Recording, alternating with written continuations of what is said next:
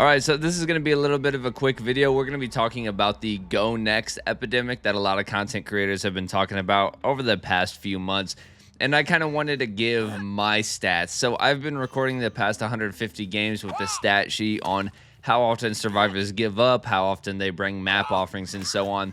I plan on tracking 5,000 games throughout the year to really get a baseline of everything in tracking a bunch of different things. But right now I kept it small for the first week. So we have, out of about 280 survivors, we have 3 who give up instantly, which is going next, and then we have 11 who DC.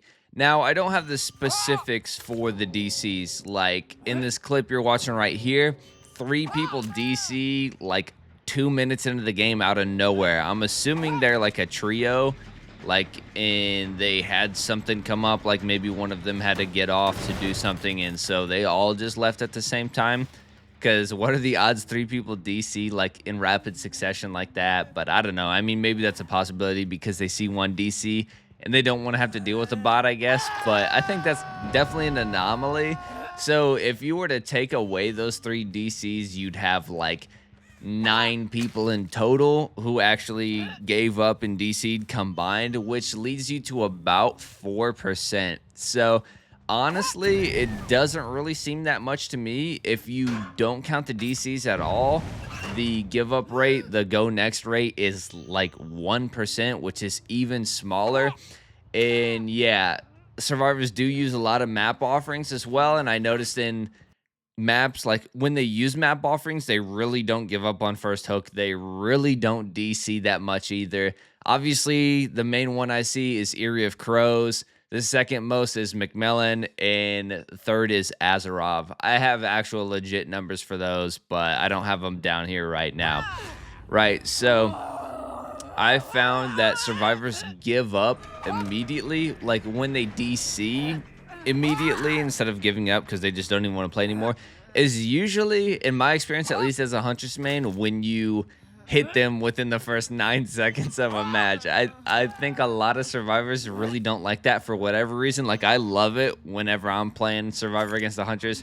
If I get cross-mapped in the first 8 seconds of the game, I know it's going to be a great game, but a lot of survivors don't like that. And some survivors DC when they get hit with an orbital, but most of the DCs come from, it seems like, when the game is unwinnable. A lot of DCs happen surprisingly when they're about to die, like when they're on their death hook and I down them and I'm about to pick them up. They just DC for whatever reason, and I think it might be because they don't want to give me the satisfaction of beating them.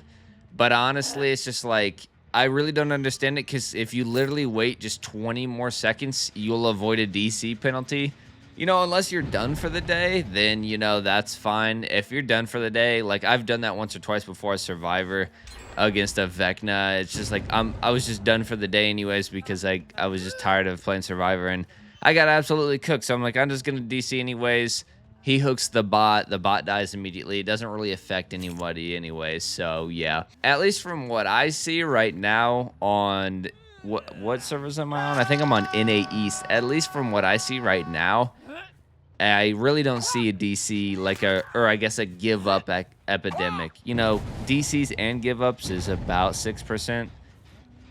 You know, but still, that's not that crazy, honestly. But yeah, I also kind of just wanted to make this video to say that I'm gonna be tracking 5,000 games throughout the year, and if there's any stats that you guys want me to track, I'll try and track those. It's going to be around 4,000 to 5,000 matches in the year. But like right now, I'm tracking HMR, which is hatchets that hit, hatchets that missed, and hatchets that I got robbed out of, like where they desync and they don't count.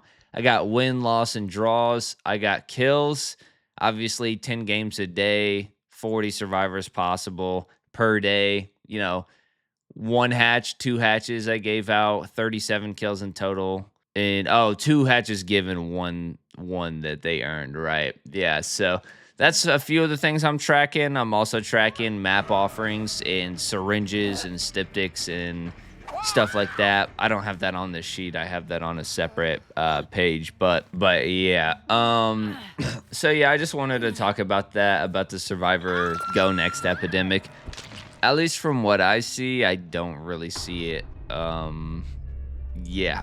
But I just kind of wanted to put that out there and see if I could get your guys' stats on it, if you have any stats or things like that, just so I can kind of get like a wider sense of where this problem really seems to be happening. I think it's kind of a server issue, like a region issue.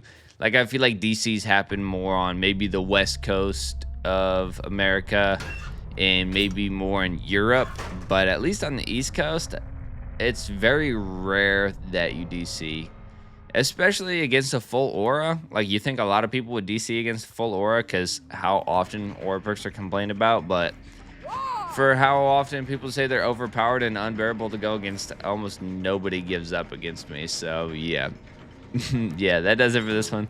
Thanks for watching. Like, comment, subscribe to all good stuff, and I'll see you guys in the next one.